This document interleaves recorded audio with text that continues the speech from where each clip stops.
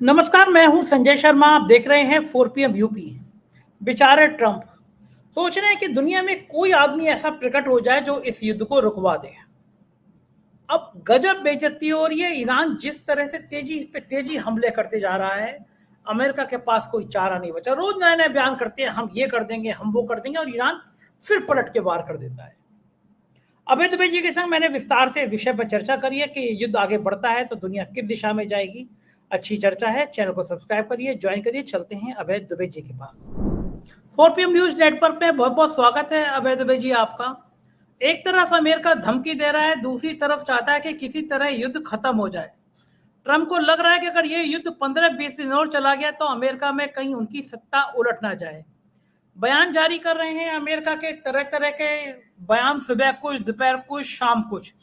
इस बीच खबर आ रही है कि ईरान के खिलाफ एक बड़ा प्रोग्राम तैयार कर रहा है। 50,000 अमेरिकी सैनिक, 200 फाइटर जेट, 2 एयरक्राफ्ट कैरियर और 1000 कमांडो शामिल हैं। इस और साथ ही साथ 15 सूत्रीय युद्ध विराम भी भेज रहे हैं। ये जो इतनी बड़ी सैन्य ताकत का इस्तेमाल करने जा रहे हैं ईरान पे, तो ये जाहिर है कि ईरान भी खाली नहीं बैठेगा। कह रहे हैं कि हमने 90% ईरान की मिसाइलें खत्म कर दी। ईरान हंस रहा है कि कैसी बातें कर रहे हैं। एक के बाद एक ईरान मिसाइल निकाल रहा है और अमेरिका तबाह होता चला जा रहा है। आपको लग रहा है कि ट्रंप अपनी बाजी में उलझते जा रहे हैं? ये युद्ध एक बड़े परिणाम की तरफ जा रहा है जो ट्रंप की राजनीति सत्ता को चुनौती दे रहा है या खत्म करने के कगार पर है? देखिए, ईरान ने जब प्रत्याक्रमण शुरू किया था इज़राइल और अमेरिका के हमले के बाद से, उससे जो परिस्थिति बदली, उसने इस जंग का जो समीकरण है, उसको स्थायी रूप से बदल दिया है। इसलिए और उसमें अभी तक ट्रंप ने कोई भी बयान दिया हो, इज़राइल ने कुछ भी किया हो, कोई भी उस समीकरण पे ज़रा भी फ़र्क नहीं आया है। देखिए, युद्ध में लड़ने से परिस्थिति बदलती है, केवल वक्तव्य देने से परिस्थिति नहीं बदलती। केवल ज़ुबानी जमा-खर्च से हालात नहीं बदलते। सवाल इस बात का है इस वक़्त ईरान क्या कर रहा है? ईरान ने, मेरा मानना है कि इज़राइल पर अभी तक का सबसे बड़ा आक्रमण किया है। इज़राइल के तमाम बड़े-बड़े शहरों में, इसमें तेल अवीव भी शामिल है, इतना ज़बरदस्त आक्रमण हुआ है कि इज़राइल में हाहाकार मचा हुआ है इस वक़्त। लोग मरे हैं, बिल्डिंगें गिरी हैं, बाज़ारों में आग लग गई है, बहुत बुरी स्थिति है। और ईरान करीब 80 से ज़्यादा लहरें जो है वो अपनी मिसाइलों की मार चुका है इज़राइल के ऊपर। इज़राइल ने भी कुछ आक्रमण किए हैं, लेकिन अब अगर अगर शुरुआती दौर में तो इज़राइल और अमेरिका के आक्रमण बहुत होते थे और ईरान थोड़े ही आक्रमण कर पाता था। आज स्थिति यह है कि ईरान ज़्यादा आक्रमण कर रहा है और इज़राइल और अमेरिका कम आक्रमण कर पा रहे हैं। उसका एक कारण ये भी है, युद्ध के दौरान इज़राइल ने अपने लक्ष्य कुछ बदले हैं। अब इज़राइल साउथ लेबनान यानी दक्षिण लेबनान के एक इलाके पर कब्जा करना चाहता है। वो एक बफर ज़ोन बनाना चाहता है। जिस तरह उसने गाज़ा पट्टी पे कब्जा किया है, उस तरह बनाना चाहता है। और उसकी दलील ये है, यानी उसकी ज़रूरत ये है इज़राइल की, दरअसल इज़राइल के पास क्षेत्रफल की कमी है, लैंड की कमी है। दायरे मतलब इज़राइल बहुत छोटा देश है मतलब, और वो जब अरबों की ज़मीन पे कब्जा करता है, तो वहाँ यहूदियों को बसाता है। ये उसका इज़राइल का शुरू से ये रवैया रहा है। इसी रवैये के तहत वो लेबनान पे कब्ज़ा करके, लेबनान के एक बड़े इलाके पे कब्ज़ा करके, वहाँ यहूदियों को बसाएगा और इस तरीके से इज़राइल के भीतर, इज़राइल की जनता में ये बात वो पेश करेंगे, देखिए हमने लेबनान प्राप्त कर लिया। जहाँ तक ईरान और अमेरिका की जद्दोजहद का सवाल है, उसके केंद्र में होर्मुज़ जलडमरू मध्य आ गया है पूरी तरीके से। अब सारी की सारी अमेरिका की कोशिश होर्मुज़ जलडमरू मध्य को ईरान के हाथों से छीनने की है। ईरान ने उसके ऊपर कब्जा कर लिया है, होर्मुज़ के ऊपर, और ईरान ही तय कर रहा है कि कौन-सा जहाज जाएगा, कौन-सा जहाज नहीं जाएगा। और कुछ जहाज़ों को तो वो बीच में पकड़ लेता है और उनको वापस लौटा देता है। ऐसे पाकिस्तान का एक जहाज उसने बीच में पकड़ लिया और उसको उसने वापस लौटा दिया। उस जहाज को वापस लौटना पड़ा, वरना उसको ब्लास्ट कर दिया जाता। अब अमेरिका ने पाकिस्तान के ज़रिए एक 15 सूत्रीय कार्यक्रम ईरान को भेजा है, जिसके बारे में कल हम लोगों ने 4 पीएम पे चर्चा की थी। ईरान ने उसके बदले में एक 5 सूत्री कार्यक्रम अमेरिका को थमाया है और साथ में ही 15 सूत्री कार्यक्रम मानने से इनकार कर दिया है, वो खारिज कर दिया। और अमेरिका इस कोशिश में है कि किसी तरीके से वो ईरान को इस बात के लिए मना ले या ईरान पर दबाव डाल ले या बातचीत के ज़रिए इस बात के लिए मना ले कि होर्मुज़ जलडमरू मध्य पर ईरान और अमेरिका दोनों मिलकर उसका प्रबंधन करें। ईरान कह रहा है नहीं, ऐसा कुछ नहीं होगा। हम अकेले ही इसके ऊपर कब्ज़ा रखेंगे अपना। हम अकेले ही इसका प्रबंधन करेंगे और न केवल इसका प्रबंधन करेंगे, बल्कि हम यहाँ से आने-जाने वाले जहाज़ों से टोल टैक्स भी वसूल करेंगे। और ये टोल टैक्स कोई छोटा-मोटा टोल टैक्स नहीं होता है। ये एक जहाज़ जब निकलता है तो उससे हज़ारों-हज़ारों डॉलर का टोल टैक्स वसूला जाता है। और ये ईरान ये टोल टैक्स वसूलना चाहता है। अमेरिका का तर्क ये है कि भाई होर्मुज़ जलडमरू मध्य ईरान ने तो बनाया नहीं है। जिस तरीके से सुएज नहर जो है, सुएज नहर बनवाई तो फ्रांसीसियों ने है, लेकिन कब्जा उसके ऊपर मिस्र का है, तो मिस्र वहां से टोल टैक्स वसूलता है।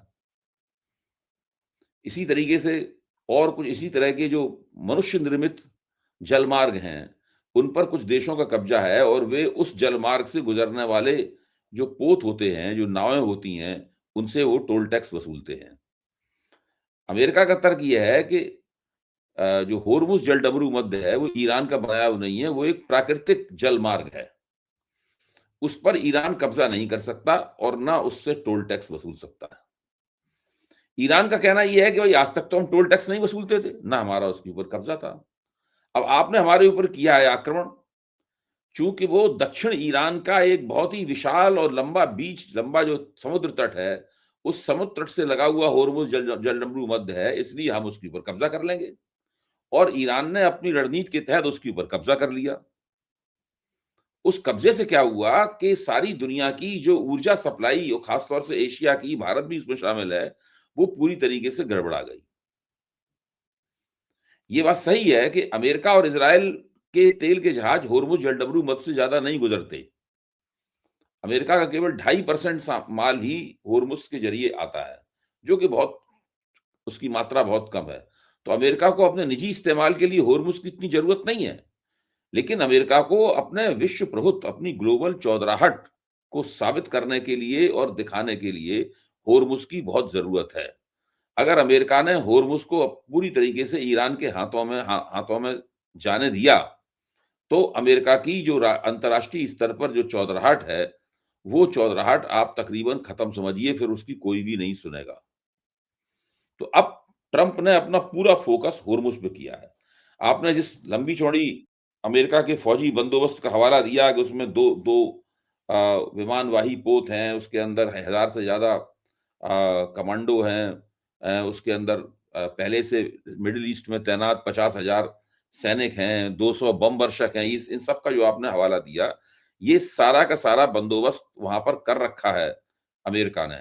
लेकिन अमेरिका बंदोबस्त तो कर लिया है, लेकिन वो चाहता नहीं है उसका ऐसे इस्तेमाल करने की जरूरत पड़े। ये तो ठीक है कि ईरान तैयार नहीं है, लेकिन बाकी दुनिया की भी जो स्थितियां हैं, अब बाकी दुनिया के देश भी अब अमेरिका के साथ खड़े हुए नजर नहीं आ रहे हैं।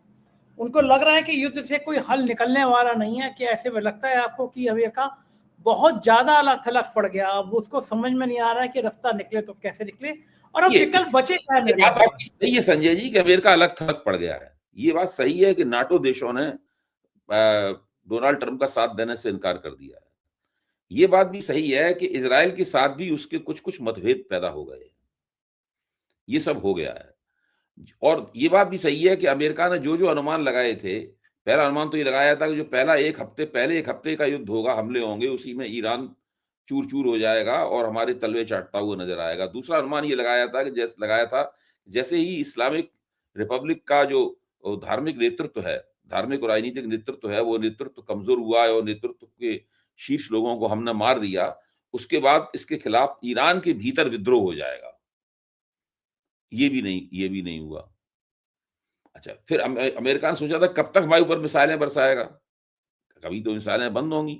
लेकिन वो अमेरिका ये देख पाने में नाकाम रहा, मोसैड भी ये देख पाने में नाकाम रहा, सीआईए भी ये देख पाने में नाकाम रही कि ईरान का जो मिसाइलों का भंडार है, वो कभी ना खत्म होने वाला भंडार है, क्योंकि जितनी मिसाइलें वो खर्च कर रहा है, उतनी ही तेजी से उसकी फैक्ट्रियां दूसरी मिसाइलें बना रही हैं। ये पूरा मिसाइल कार्यक्रम केवल इसलिए नहीं कि इधर-उधर से मिसाइलें लेके उसने एक भंडार भर लिया हो, ऐसा नहीं है। उसमें पूरी तरीके से वो आत्मनिर्भर है। उसके पास मिसाइलों की अपनी अ, बनाने की ज़बरदस्त क्षमता है। हर तरह की मिसाइलें बनाने की ज़बरदस्त क्षमता है। तो अभी तक ईरान ने जितनी मिसाइलें मारी हैं इज़राइल के ऊपर और मिडल ईस्ट में जितनी मिसाइलें मारी हैं खाड़ी के देशों पर, उतनी मिसाइलें तकरीबन उसने बना भी ली हैं और। तो एक तरह से युद्ध की शुरुआत में उसके पास जितनी मिसाइलें थीं, तकरीबन उतनी ही मिसाइलें अभी उसके पास हैं। और ये चीज़ इज़राइल को भी बेचैन कर रही है और अमेरिका को भी बेचैन कर रही है। इन लोगों की समझ में नहीं आ रहा है कि भाई इन लोगों से कैसे नि ये ईरानियों से कैसे निपटा जाए। इसलिए ये पूरा प्रपंच ट्रंप ने बनाया है। पाकिस्तान को बीच में डाला, एक 15 सूत्री कार्यक्रम बना के ईरान को सौंप दिया कि ईरान इसके ऊपर बातचीत करने के फेर में फँस जाए और जैसे ही ओमान और जिनेवा के हस्तक्षेप से जो पहले वार्ता हो रही थी, जिस वार्ता के आखिरी 1 दिन पहले ही खत्म होने के 1 दिन पहले ही हमला बोल दिया गया, वैसे ही एक कोई वार्ता और शुरू हो जाए। सुना तो ये जाता है कि इसके लिए अमेरिका जब कल खत्म हो जाएगा उनका दिया हुआ 5 दिन का अल्टीमेटम, तो उसके बाद में 1 महीने का और दे देगा। कोई 1 महीने और देखते हैं इस बात को। तो इस ये सब चल रहा है इसमें और घटनाक्रम हर पल बदल रहा है। अब तो ऐसा लग रहा है कि अ, डोनाल्ड ट्रंप केवल बातें करके जो है ना उस युद्ध में बढ़त हासिल कर लेना चाहते हैं। वो तरह-तरह की बातें कर रहे हैं।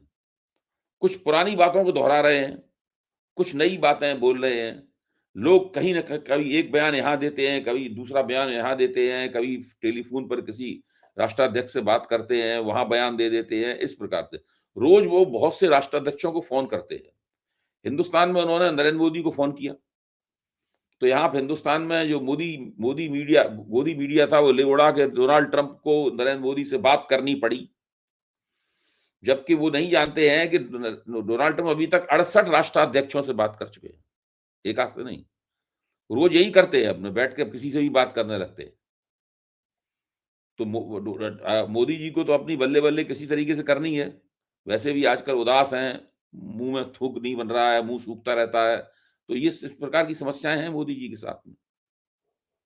ये बात तो सही है। जब आप घरेलू राजनीति की बात करते हैं तो एक सोनिया गांधी के बीमार होने पर एक बहुत निकृष्ट किस्म का ट्वीट डॉक्टर निशिकांत दुबे ने किया। उन्होंने कहा, राहुल गांधी जी, सोनिया गांधी जी का इलाज जिस अस्पताल गंगाराम में हो रहा है वो प्राइवेट अस्पताल है, यहाँ आरक्षण लागू नहीं है। यदि एम्स में इलाज कराते तो वहां आपको 60% आरक्षण के डॉक्टर मिलते। क्या आपका भरोसा सरकारी अस्पताल में नहीं है? उनका इलाज भी डॉक्टर अरूप वासु कर रहे हैं जो आरक्षित वर्ग के डॉक्टर नहीं है। सोनिया जी के स्वस्थ होने की कामना सभी करते हैं, लेकिन अपने कांग्रेस की क्या हालत बनाई है। जॉर्ज सोरोस के कहने पर आप समाज को बांटकर देश को तोड़ना चाहते हैं। और बदले में पलट के सुप्रिया शीरत ने कहा, चोमू डिग्री दुबे से ये उम्मीद करना कि सोनिया जी जैसी वरिष्ठ महिला नीति के स्वास्थ्य को लेकर टिप्पणी नहीं होनी चाहिए, बेमानी है। लेकिन इनकी बहुजन विरोधी सोच देखिए। इनकी बात का मर्म है कि आरक्षण से आए लोग कमतर हैं। क्या बीजेपी इस दलित पिछड़ा वर्ग विरोधी सोच से सहमत है? माफी मांगो। क्या एक सोनिया गांधी के हेल्थ को लेकर ये टिप्पणी करना चाहिए था कि साहब ये प्राइवेट अस्पताल है, यहाँ पे आरक्षित वर्ग के लोग नहीं है? ये कौन सी मानसिकता है निशिकांत दुबे की? क्या ये भारतीय जनता पार्टी की मानसिकता मानी जानी चाहिए? देखिए, निशिकांत दुबे को भारतीय जनता पार्टी के भीतर इस तरह के वक्तव्य देने का अधिकार किस तरह प्राप्त है और उनके ऊपर रोक क्यों नहीं लगती? उनको संयमित क्यों नहीं किया जाता? उनको शिष्टता क्यों नहीं भाजपा की तरफ से सिखाई जाती? ये एक सवाल है। वो कहाँ से इतने अधिकार प्राप्त करते हैं? क्योंकि भाजपा के तो बहुत से लोग हैं, लेकिन इस तरह की बातें और कोई नहीं करता भाजपा में। और कई तरह की आपत्तिजनक बातें भाजपा के लोग करते हैं, लेकिन निशिकांत दुबे जो करते हैं वो कुछ और ही है। वो कहाँ से मतलब जो है इस प्रकार के अधिकार प्राप्त करते हैं? कैसे, किसने उनको ये स्वायत्तता दे दी है? ये ऑटोनॉमी उनको कैसे हासिल हुई, जहाँ वो इस तरीके की बात करें? ये एक प्रश्न है और इसके ऊपर सभी को गौर करना चाहिए और अगर हमारा कोई पत्रकार साथी इसका जवाब दे दे कि आखिरकार वो कहाँ से ये ताकत प्राप्त कर रहे हैं। मुझे नहीं लगता कि भारतीय जनता पार्टी के जो रणनीतिकार भी हैं, कुछ एक बयानों को शायद वो पसंद करते हो, लेकिन उनके सारे बयान उनको पसंद आते हो, ऐसी बात नहीं है। फिर भी उनको रोका नहीं जाता है। जो मन में आए वो बोलते हैं, जितनी भी अशिष्टता हो सकती है उतनी अशिष्टता करते हैं। अब यही बयान दिया है उन्होंने। सुप्रिया श्रीनेत ने ठीक ही पकड़ा है। इस बयान से तो भारतीय जनता पार्टी का जो आरक्षण विरोधी चेहरा है वो और भी ज्यादा स्पष्ट हो जाता है। देखिए, भाजपा में एक बहुत बड़ी लॉबी है जो यूजीसी की जो नियमावली है आई, विवादास्पद नियमावली है, उसके खिलाफ है पूरी तरीके से। निशिकांत दुबे उस लॉबी में शामिल हैं, शामिल ही नहीं, उसके प्रमुख व्यक्ति हैं। इस वक़्त सब लोग युद्ध के ऊपर चर्चा कर रहे हैं, सब लोग युद्ध को लेके चिंतित हैं, लेकिन भाजपा की वो लॉबी लगातार यूजीसी नियमावली पर ही बोल रही है। उसके जो सोशल मीडिया पे हैंडल हैं, वो रोज इसके ऊपर कार्यक्रम बना रहे हैं। आपने देखा होगा संजय जी, वो रोज इसी के ऊपर कार्यक्रम बनाते हैं। तो भाजपा के अंदर वो यूजीसी नियमावली है, वो छाई हुई है और वो लॉबी ईरान, अमेरिका और इज़राइल में जंग चल रही है, उसको उससे कोई चिंता नहीं है। वो अपने उसी मुद्दे पे टिकी हुई है। और इसका सबसे बड़ा सबूत है निशिकांत दुबे का ये वक्तव्य। जनता पार्टी के सांसदों में भी निशिकांत दुबे को लेकर बहुत बड़ा विरोध है, एक क्लब के चुनाव में सामने नजर आया। क्या ये माना जाए कि भारतीय जनता पार्टी के सांसदों में भी दो फाड़ है, दो विचारधारा हैं? गुजरात लॉबी के खिलाफ भी कुछ लोग हैं। देखिए, भाजपा की सत्ता की जो संरचना है, उस सत्ता की संरचना का भी ठीक से अध्ययन नहीं हुआ है। तो हम लोग जो कुछ कहते हैं, वो बहुत ही उसके पीछे कोई रिसर्च नहीं होती है। किसी ने कुछ कह दिया, उसके आधार पे हम लोग सोचने लगते हैं कि ये लॉबी है, ये गुट है, ये सोचने लगते हैं। ये बात आपकी सही है, ये मैं ज़रूर मानूँगा कि भाजपा की सत्ता की संरचना उस तरह एकजुट नहीं है, जैसी एकजुट ऊपर से दिखाई पड़ती है। इसमें कई तरह के हित हैं और उन हितों का समर्थन करने वाले गुट हैं, वो लोग आपस में टकरा रहे हैं और बीच-बीच में उसकी अभिव्यक्तियाँ मिलती रहती हैं। एक लॉबी तो अभी हम दोनों ने अपनी बातचीत में चिह्नित की और वो लॉबी है ब्राह्मण बनिया ठाकुर लॉबी। आप उसको कह सकते हैं ब्राह्मण बनिया ठाकुर राज और ब्राह्मण बनिया ठाकुर भूमिहार और कायस्थ और जोड़ दीजिए उसके अंदर। ये लॉबी है, ये लॉबी यूजीसी नियमावली के सामने आने के बाद में बहुत ज्यादा सक्रिय है, बहुत मुखर है और वो कहीं भी उसके समर्थक अपनी बात कहते हैं। अभी हाल ही में एक कार्यक्रम हुआ जिसमें राजनाथ सिंह जी थे उस कार्यक्रम में, तो वहां पर इस लॉबी के समर्थन करने वाले युवकों ने राजनाथ सिंह जी से काफी तीखे सवाल पूछे। इस तरह के सवाल पूछे जो नाखुशगवार किस्म के सवाल थे, जो राजनाथ जी के स्तर के नेता, कोई रक्षा मंत्री हैं देश के और कैबिनेट में नंबर 2 पे हैं, उनसे नहीं पूछे जाने चाहिए थे। ये वे लोग नहीं थे जो कि भाजपा के विरोधी होते हैं, ये वे लोग थे जो भाजपा को वोट देते रहे हैं। तो काफी मामला यूजीसी वाला फंसा हुआ है। जब आप देखिए, खाड़ी युद्ध जैसी बड़ी घटना भी उन लोगों को चुप नहीं करा पा रही है। अच्छा, और मेरी अभी तक समझ में नहीं आया कि 19 तारीख थी, सुप्रीम कोर्ट को इस मसले को सुनना था, हुआ क्या उसका? संजय जी, आपको कुछ पता हो तो बताइए। भाई, कुछ तारीख होना तो ही 19 नहीं है, तारीख जब तक चुनाव निबट जाएगा, रिजल्ट आ जाएगा, कुछ होना ही नहीं है। नहीं, तो वो तो ठीक है, कुछ नहीं होना है तो सुप्रीम कोर्ट ने आगे की तारीख डाली है। मेरी आज जानकारी में नहीं है कि आज सुप्रीम कोर्ट से क्या मतलब आदेश ये आया है। बिल्कुल ये मसला अदालत से बिल्कुल गायब ही हो गया, कुछ बात ही नहीं हो रही है। मैं पता लगाता हूँ, कल इसमें चर्चा भी मैं करूंगा कि हाँ, बिल्कुल आखिरकार ठीक ये बात मसला है, क्या क्योंकि था। ये महत्वपूर्ण विषय है ये, और इससे बीजेपी के अंदर भी बड़ी खलबली मची हुई है, क्योंकि सामान्य बिल्कुल विषय नहीं है, वो एक बगावत वाली बात आ सकती है। भाई, ठीक बात है, राजनीति। झगड़ा मचा हुआ है और बीजेपी और उसकी सरकार सुप्रीम कोर्ट से उम्मीद करती है कि वो इस झगड़े से उसको किसी तरह निकालेगा, सुप्रीम कोर्ट बचाएगा। ठीक बात है, देखना होगा, हमारी निगाह बन जाएगी। बहुत बहुत शुक्रिया अभय जी, आपने बातचीत की, थैंक यू सर। ये थे अभय दुबे जी, उन्होंने पूरा चित्रण किया किस तरह भारत की राजनीति, विदेश की राजनीति असर डाल रही है आपके ऊपर, इसकी बातचीत की। मुझको यकीन है ये बातचीत आपको पसंद आई होगी। अपना प्यार बनाए रखिएगा, अपना साथ देते रहिएगा। शुक्रिया, थैंक यू।